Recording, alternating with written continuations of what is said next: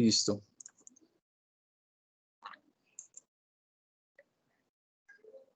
Bueno. Listo. Buenas noches a todos. Para empezar, entonces, nosotros vamos a ver lo que es la materia de microcontroladores 2, microprocesadores 2, siempre teniendo en cuenta que un microprocesador es un dispositivo de entrada y salida de información. El microcontrolador va a tener unas líneas de entrada que se van a conocer como pines, y estos pines de información pues van a recibir los datos de entrada. Estos datos de entrada pueden ser señales lógicas, tales como unos y ceros, pueden ser señales analógicas, como una señal de voltaje, una señal de temperatura o una medición, y en base a un programa interno diseñado por un ingeniero de software o por algún diseñador de programas, va a poder analizarse la señal de entrada, el 1 y el 0, y generar una señal de salida que puede ser el accionar o el apagado de un interruptor, ¿cierto? Una señal analógica que genere un pulso y active una alarma, y diferentes, o por ejemplo, diferentes sonidos. A lo largo de este curso, pues nosotros vamos a aprender a manejar todo eso. Los vamos a manejar a través de distintos programas. Como les decía, el primer programa con el que vamos a trabajar es Assembler, ¿sí? O un lenguaje de programación que es Assembler, y lo vamos a trabajar a través del programa MPLAB IDE. Y posteriormente vamos a migrar a un programa que se llama Pixel Compiler, a través del cual yo ahorita les voy a enviar el link del instalador para que ustedes ya lo tengan dentro de sus programas. Nosotros vamos a trabajar con la familia PIC, ¿cierto? Y este PIC va a trabajar, tiene, digamos, distintas gamas, ¿sí? Los microcontroladores PIC tienen distintas gamas. Básicamente se clasifican en 3 gamas, que son las que ustedes están viendo en la pantalla: gama baja, gama media y gama alta, ¿sí?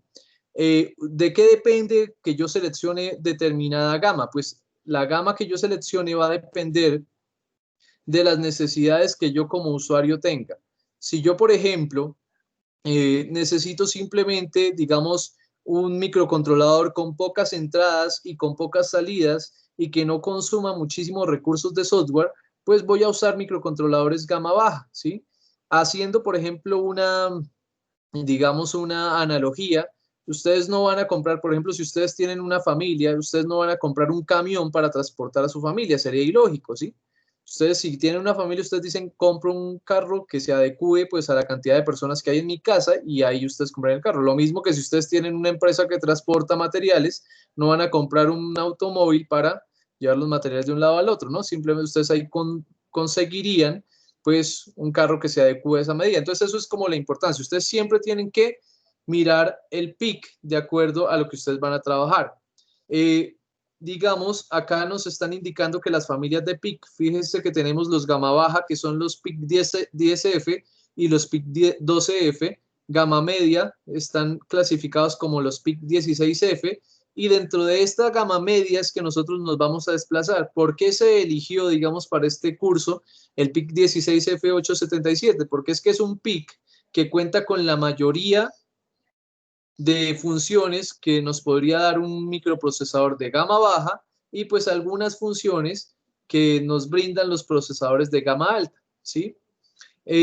Posteriormente tenemos los microprocesadores gama alta, que su principal particularidad o característica es que son microprocesadores pues diseñados para generar un mayor número de funciones, ¿cierto? Con un PIC de estos ya se puede controlar, digamos, inclusive televisores, equipos de sonido, y tenemos una gama especial que vienen siendo los DSPIC, que estos DSPIC pues básicamente son para procesamiento de señales digitales, ¿cierto? Y por esto es que viene acá esta D al comienzo, que se llama Digital Signal Processing, ¿sí? Procesamiento de señales digitales. Entonces, básicamente lo que tenemos son gama baja, gama media y gama alta, ¿listo?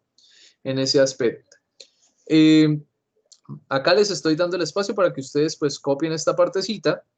Profe, Señor, cuénteme, Kevin. perdón, Kevin, en no, la Kaider. anterior, Señor, dígame. ¿qué significa? Ah, ¿Proceso eh, digital? sí, procesamiento de señales digitales. ¿Listo? Bueno, allí ya que nos devolvimos esta diapositiva, hay una cosa que nosotros tenemos que, digamos, identificar de alguna manera. Espérenme a ver si yo acá puedo apuntar. Sí, mire. Fíjese acá que nosotros tenemos PIC 16 y acá tenemos en esta gama PIC 32 y pues en medio hay como algunos PIC. ¿Qué ocurre? Al igual que en los computadores, eh, los PIC trabajaban inicialmente con 8 bits de procesamiento. Posteriormente migraron a una familia que alcanzaba a trabajar con 16 bits y, digamos, el procesador más avanzado hoy en día trabaja con 32 bits. Y hay unos que alcanzan a trabajar con 64. ¿A qué se refiere estos bits? Los bits hacen referencia como al flujo de información que es capaz de manipular el PIC en un determinado momento. No quiere decir que estos que manejan 8 bits no sean capaces digamos, recibir un dato de 16. Sí son capaces de recibir un dato de 16, sino que lo tendrían que fraccionar en dos partes, o sea, tendrían que hacer una lectura de los 8 primeros bits y una lectura de los 8 siguientes bits. ¿Y qué hace eso? Pues duplica el tiempo de procesamiento, porque si acá yo tengo el mismo flujo de datos de 16 bits, pues este PIC automáticamente lo leería de una sola pasada. Y lo mismo el PIC 32, pues también leería esto de una sola pasada y hasta le sobraría tiempo para recibir otra instrucción. Entonces, digamos, esas es como las ventajas que nosotros tenemos referente a eso. Bueno, después, entonces, dentro de la familia de la gama media, nosotros tenemos los siguientes PIC. Tenemos el PIC 16F84A, ¿cierto? Que yo les decía que para para el cual están diseñados los ejercicios del taller que nosotros venimos desarrollando desde el semestre pasado. Tenemos la familia del PIC 16F628A, familia PIC 16F876A, 16F877 y 16F88. Hay otros, digamos, microcontroladores dentro de esta gama, pero digamos estos serían como los más representativos. ¿Sí? Acá nos habla de que acá tenemos, por ejemplo, el PIC 16F884A, perdón, tiene 1,75 kilobytes. Ojo, kilobytes, no kilobits, sino kilobytes, porque la B está en mayúscula. ¿Y eso a qué hace referencia? Pues eso se llama las palabras, o sea, cuánta información, cuánto flujo de información puede leer en un determinado momento. Fíjese que este 16F84 y este 16F628A tienen la misma cantidad de pines, pero entonces el flujo de palabras que manejan es muchísimo, digamos, es casi el doble el del PIC 16F628. Entonces, con eso pues estamos logrando una mayor velocidad a la hora de desarrollar los programas. También nos dice que tiene un temporizador de 8 bits, o sea, solo tiene uno, mientras que este nos brinda un temporizador de 8 bits, ¿sí? Un temporizador de 16 bits, ¿sí? Y nos brinda esta característica, el USART. ¿Listo? No sé si ustedes lo recuerdan, nosotros lo hemos trabajado, ¿sí? Este USART es un protocolo para, digamos, intercambio de información entre dispositivos, ¿sí? Básicamente es un protocolo síncrono y asíncrono, ¿sí? SA, síncrono y asíncrono para recepción y transmisión, ¿listo? Es un protocolo para la transmisión de datos, el USART, ¿listo? Importante que lo tengamos en cuenta, ¿sí? Después tenemos el PIC 16F876 y el 877, los voy a manejar, digamos, de la mano. Fíjese que la diferencia más notoria entre estos dos es la cantidad de pines. El PIC 16F876A tiene 28 pines, mientras que el PIC 16F877 va a tener 40 pines. Entonces, ¿qué nosotros podemos, digamos, deducir de esto? Pues lo primero que ustedes pueden analizar es que si nosotros vamos a tener un pin de 28, ¿cierto? Pues obviamente vamos a tener menos salidas y menos entradas y vamos a manejar menos, digamos, menos datos. Pero, por ejemplo, si yo voy a generar o voy a hacer una máquina, un dispositivo que, que tenga apenas unas 3 salidas y 2 entradas, pues obviamente con este sería suficiente y estaríamos trabajando digamos, al mismo rendimiento, al mismo nivel del 16F877 con una ventaja. ¿Cuál sería la ventaja?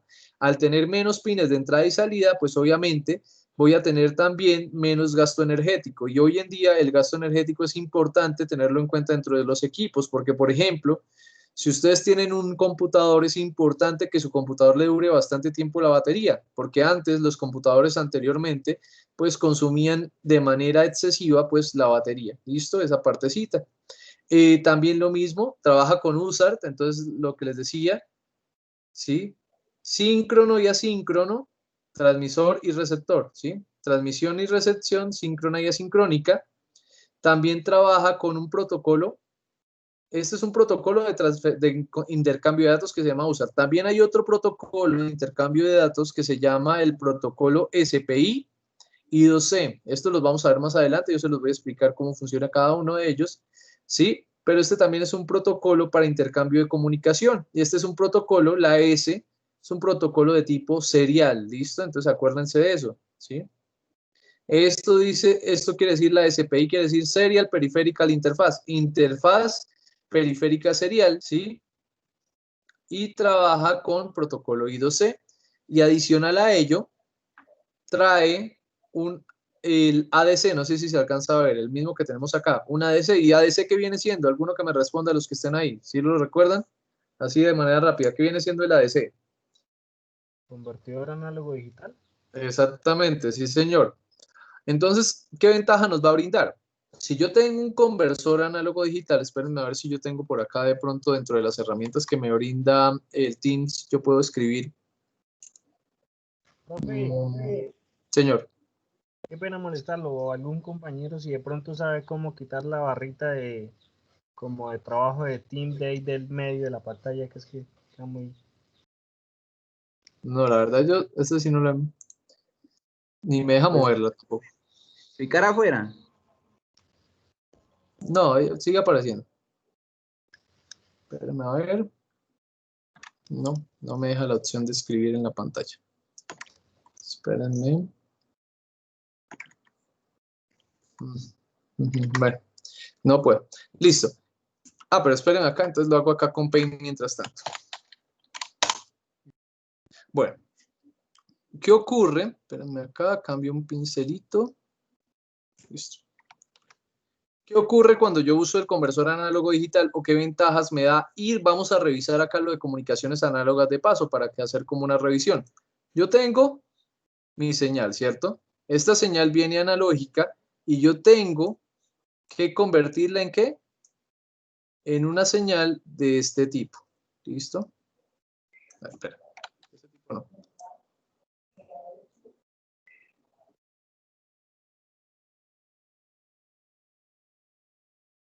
Digamos que así. Listo, tengo que darle, digamos, una señal digital, digamos análoga, y la tengo que convertir en una señal digital, ¿cierto? Pero esta señal no es totalmente digital. Esta señal después la tengo que convertir a unos y ceros. Entonces, a este proceso, ¿cómo se le conoce? ¿Se acuerdan lo que yo les decía ayer? ¿Proceso de qué? ¿Sí lo recuerdan? Un proceso de muestreo.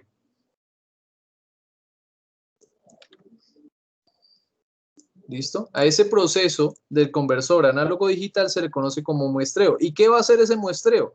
Pues básicamente el del PIC 16F877 trabaja a 1024, ¿cierto?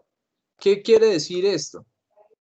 Que él va a tener la posibilidad de ir desde cero niveles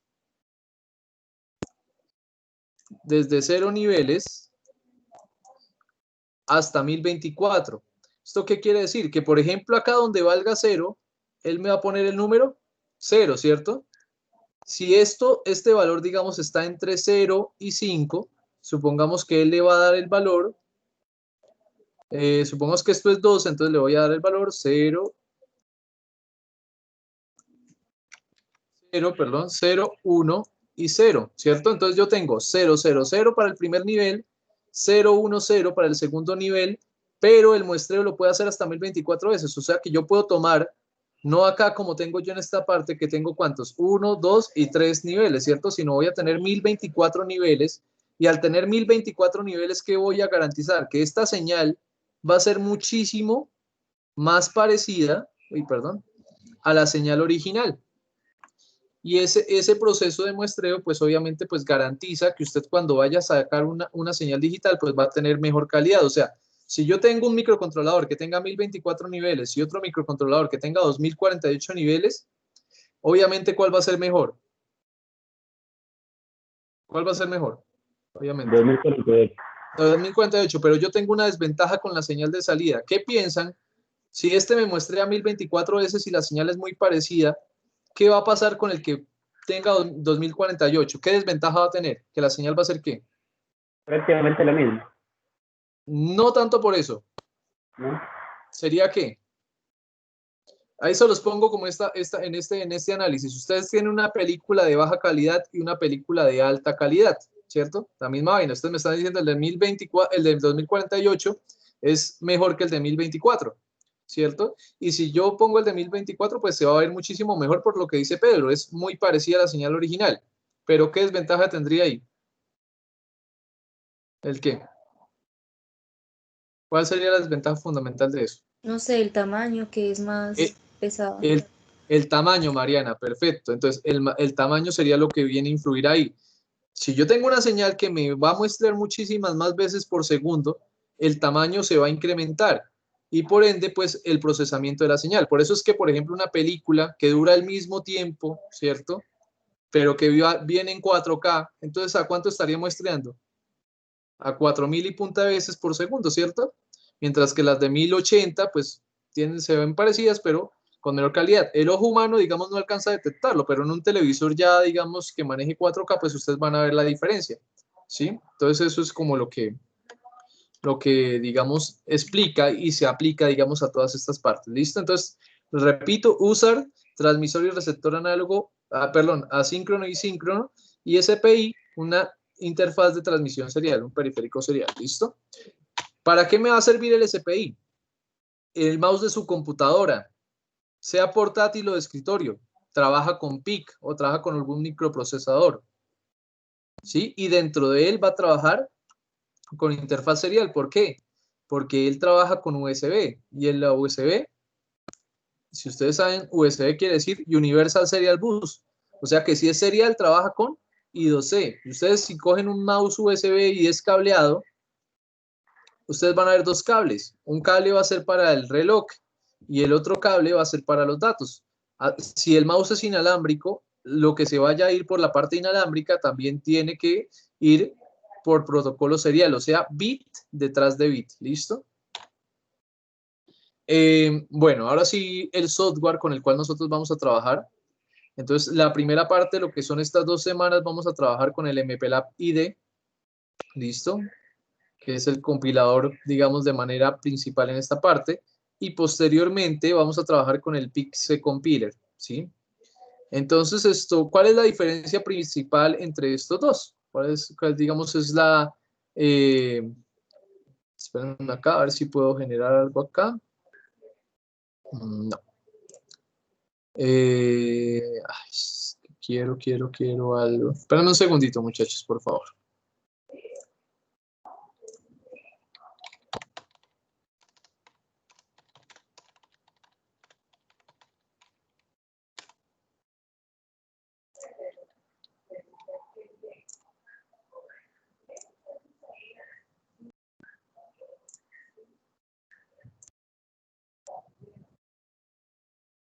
Bueno, vamos a ver que esto termine. Mientras tanto, sigamos acá con la presentación.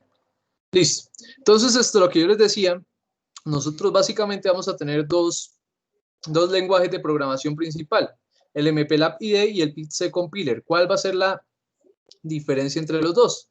Pues que si yo voy a tener el MPLAB ID,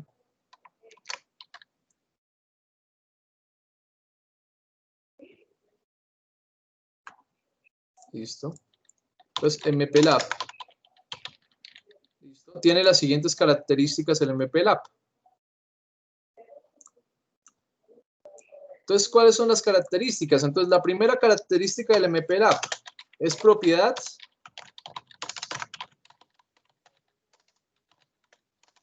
de microchip. ¿Listo? Es propiedad de Microchip. ¿Y quién es Microchip? Pues Microchip es la empresa que pues hace los PIC, ¿cierto? ¿Cuál es la segunda característica del MPLAB? trabaja con lenguaje Assembler, ¿sí? ¿Sí? Aunque también, porque de pronto ustedes investigan, también maneja C a través, ¿sí? O maneja lenguaje C a través de un complemento. Y este complemento se conoce como XC8, ¿listo? O sea, si ustedes de pronto dicen, no, profe, a mí no me gustó trabajar con PIC-C Compiler, quiero trabajar con MPLAB, listo, perfecto, lo pueden hacer. ¿Sí? Simplemente instalan este complemento, el XC8, yo también se los voy a enseñar a instalar. Aparte de que Assembler maneje el lenguaje C, otra característica, pues, digamos, el lenguaje C viene en código máquina y pues tiene una desventaja, digamos, realmente, y es que muy pocas referencias de programas en Internet. ¿Listo? Casi no hay nada de información relacionado al MPLAB XC8 en Internet. ¿Listo? Esto, digamos, sería con la primera parte. Eso es en el lenguaje de programación que nosotros podemos trabajarlo. El otro que nosotros podemos usar, el otro lenguaje de programación, es el PIC-C Compiler, o no lenguaje de programación, sino el programa como tal.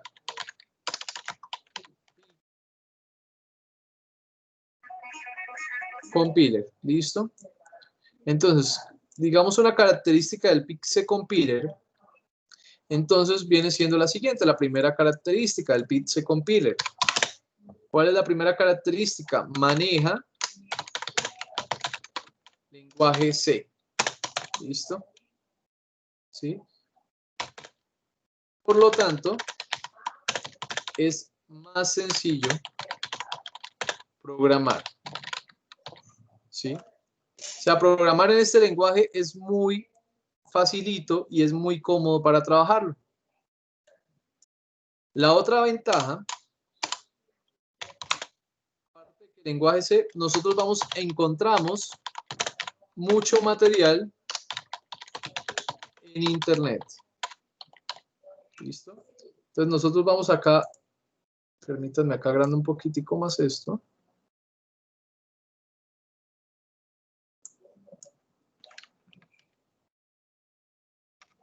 ¿Sí? Espere acá.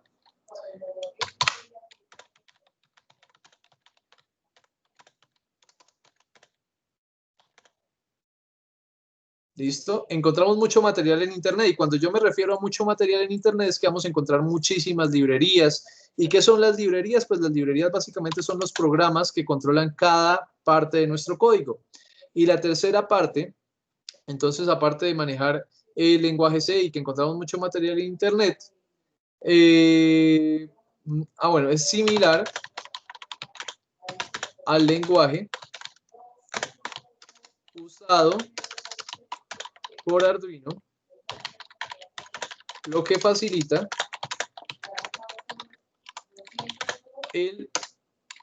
digamos, la migración de una plataforma a otra.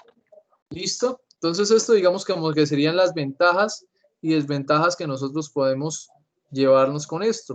¿Qué otros programas nosotros podemos vincular, digamos, con nuestros microcontroladores? Nosotros, aparte de MPLAB y PIC-C Compiler, nosotros podemos vincularlo casi con cualquier cosa. Lo podemos trabajar con MATLAB, ¿cierto?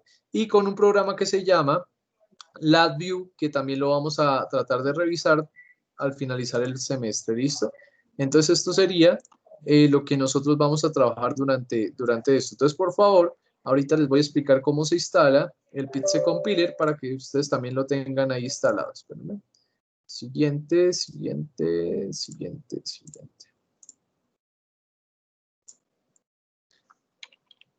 Listo. ¿Cómo funciona pues nuestro compilador, nuestro programa PIC-CSS? ¿Listo? Entonces, primero que nada, pues les voy a explicar cuál es la dinámica del proceso. Esta partecita ya la copiaron, ¿cierto? Las características. Sí, voy a borrar entonces.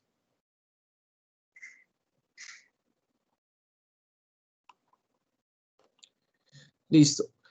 ¿Cómo nosotros vamos a trabajar de alguna manera el PIC compiler o los compiladores. ¿Qué hacemos para ello? Si yo tengo mi microcontrolador y este es mi microcontrolador, el microcontrolador, él solo va a entender que la secuencia 01, 01, 01, ¿sí? O lo que viene siendo, él me va a entender solamente códigos. Espere. Él solo me va a entender secuencias de unos o voltaje lógico alto, que vendría siendo 5 voltios, o voltaje lógico bajo, que viene siendo 0 voltios. Es lo único que me va a entender. Pero ustedes, el ser humano, ¿sí? Ustedes, ¿cómo programan? Bueno, está como triste. ¿Cómo hacen la programación ustedes de eso? Entonces, ustedes hacen un lenguaje y ustedes lo tienen que programar de alguna manera en varios lenguajes. Nosotros vamos a tener o el assembler o el C. Esos son los dos lenguajes que nosotros podemos trabajar. El assembler se le dice lenguaje de ensamblador porque es, digamos, es un poco alejado de lo que es el lenguaje humano, ¿cierto? Entonces es un lenguaje que se conoce como lenguaje de máquina. Y C, pues es un lenguaje un poco más desarrollado y se conoce como lenguaje de alto nivel. ¿Sí? Assembler, lenguaje de máquina y lenguaje de alto nivel. Pero ¿qué pasa? Fíjese que se llama lenguaje. ¿Por qué? Porque de alguna manera hay un orden o tienen una sintaxis para redactarse, sea máquina o sea de alto nivel. ¿Qué hace nuestro compilador, sea el compilador assembler o el compilador C? El compilador assembler o el compilador C lo que hacen es, la función de los compiladores es que convertir un lenguaje de programación en instrucciones en formato hexadecimal o binario que puedan ser entendidas por el microcontrolador.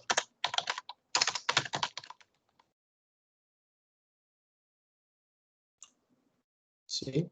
Esto es la función principalmente ¿de qué? De un compilador. ¿Sí? O sea, esta es la función que va a hacer el mplab ID y el mplab y el PIC compiler. Ellos son compiladores que van a entender el lenguaje y lo van a convertir en una secuencia de unos y ceros para que ahí el microcontrolador lo entienda. ¿Sí alcanzaron a copiar esta parte? Si no alcanzan, ustedes me dicen para que yo... Sí, tranquilos. Hagan de cuenta que estamos en el salón.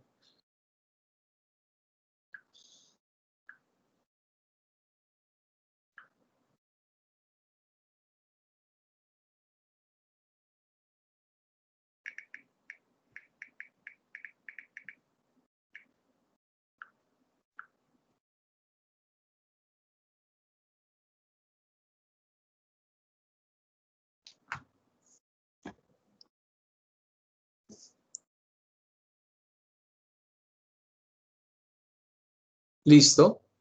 Bueno. A ver si ya pude solucionar con una partecita. Esto. Ah, ya, listo.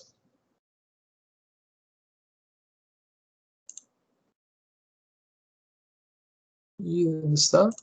Acá, esperar si ya puedo rayar.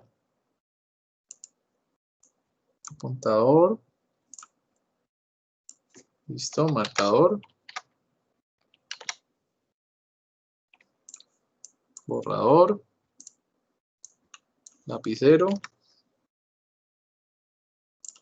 Borrador. Teclado. Ah, ya. ¿Esto qué es? Ah, ya. Listo. Ya, ahora sí puedo escribir directamente en la pantalla. Entonces, bueno, ya les expliqué cuál es la función del controlador y me parece que se entendió supremamente bien. Ahora vamos a revisar esta parte. Dice, el compilador convierte el lenguaje de alto nivel a instrucciones en código máquina, ¿sí? Un cross compiler, y de ahí viene la palabra, entonces esto sí es importante, por favor, también me lo copian ahí. Entonces, ¿qué es el CSS? ¿Sí? CSS, mire, viene siendo cross compiler, ¿listo? ¿Sí? Esta parte de acá es esto de acá, cross compiler. Eso de ahí.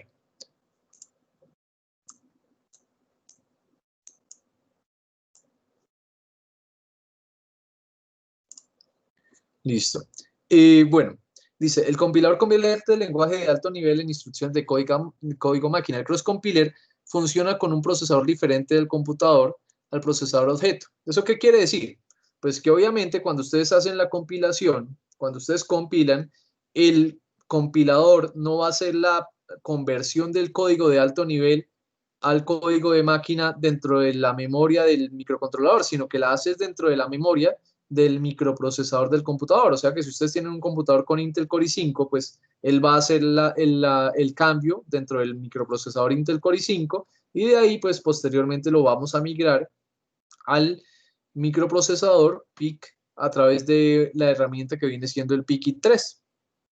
¿Listo? Entonces, ¿qué se hace? Mire, el programa se edita y se compila, que viene siendo la parte, eso sería lo que haría el humano, ¿cierto? El humano. Después, ¿qué hace? Se convierte en instrucciones de máquina, ¿sí? Entonces, lo que hacemos es convertirlos en unos y ceros, ¿sí? Y después estos unos y ceros, ustedes lo veían, o ustedes, no sé si lo recuerdan, ustedes lo cargaban a través de un archivo que se llama .ets, ¿cierto? Ustedes cargaban el archivo que se llamaba .ets y era el archivo que llevaban al Proteus, ¿sí? ¿Lo recuerdan? Y con eso era que funcionaban, hacían funcionar los códigos. Este .ets son las instrucciones de máquina, y adivinen por qué se llama .ets, porque viene en lenguaje hexadecimal. Y después esto es lo que vamos a cargar al PIC, usando el PIC-3 u otro programador. ¿Listo? Claro hasta ahí, ¿cierto? Bueno, sigamos.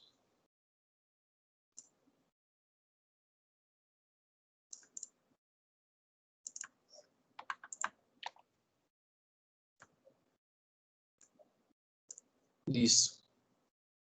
Ahora fijémonos en lo que tenemos acá. Dependiendo del microcontrolador que nosotros trabajemos, sea un microcontrolador gama media, gama baja o gama alta, nosotros vamos a tener, dentro del PIC compiler, vamos a tener, digamos, unos 5 precompiladores, ¿sí? Y cada uno de ellos va a ir asociado a una gama del microcontrolador. ¿Qué quiere decir eso? Que si ustedes van a programar o hacen un programa y a ustedes dentro de la instalación les hace falta alguno de estos, no le va a funcionar el compilado, y después no van a poder quemar el PIC, les va a generar error. Entonces, por eso es que tienen que tener claro esta partecita. Dice PCB, ¿sí? Digamos el preprocesador, el compilador PCB, viene siendo para microcontroladores gama baja, ¿cierto? Entonces, este se encarga de esta gama, que viene siendo microcontroladores de 12 bits, ¿sí? PCM para microcontroladores de 14 bits, que de pronto podrían estar dentro de este rango, que no lo vemos ahí.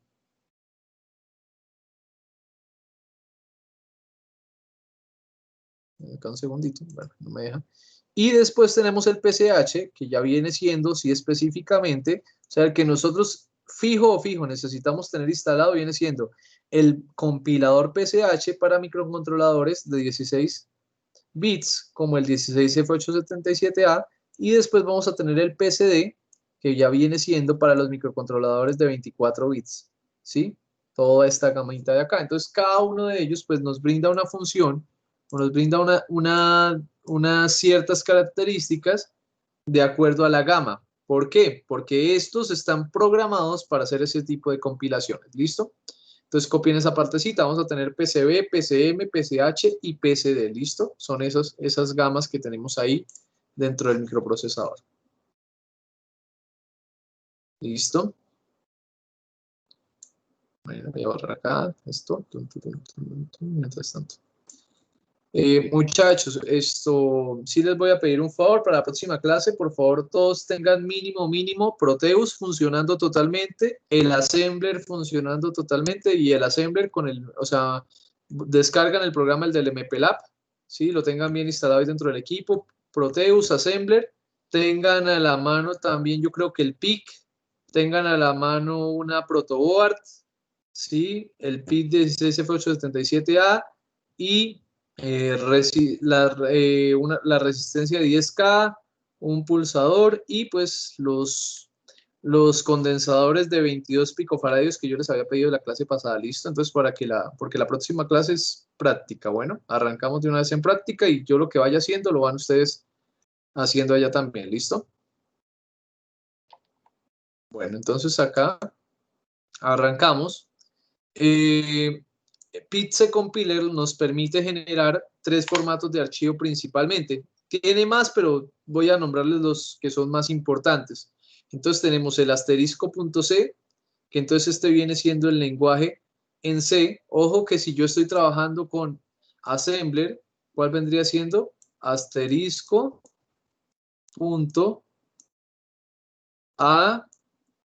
SM, ¿cierto? Que viene siendo el lenguaje en assembler, ¿sí?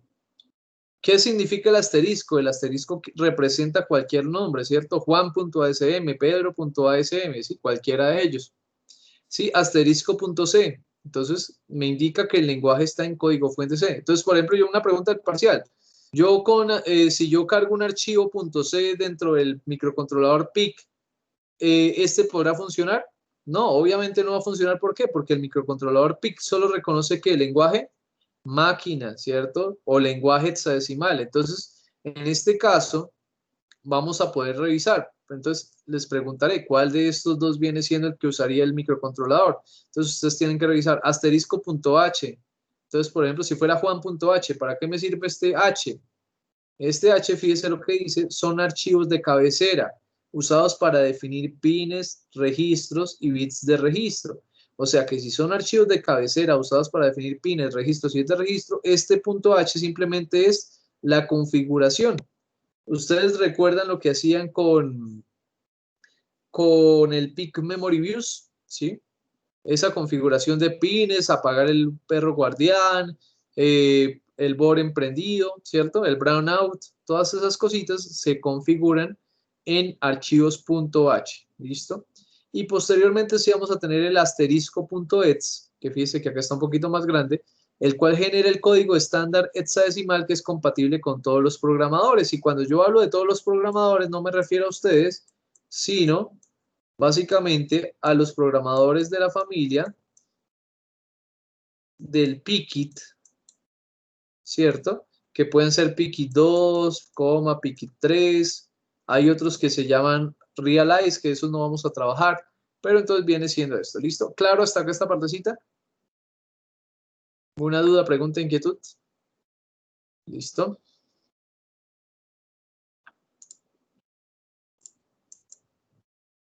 Bueno, esto sí todavía no lo vamos a ver y esto tampoco. Entonces, muchachos, vamos a dejar por hoy la clase hasta acá. Pues la clase de microcontroladores. Ahorita seguimos con ahorita tenemos que laboratorio, creo que sí. No recuerdo. Ahorita tenemos, sí, laboratorio. Entonces ahorita les voy a, pues a dar como las indicaciones. Bueno, ahora sí, espérenme, dejo de compartir esta partecita. Pauso. Un segundito.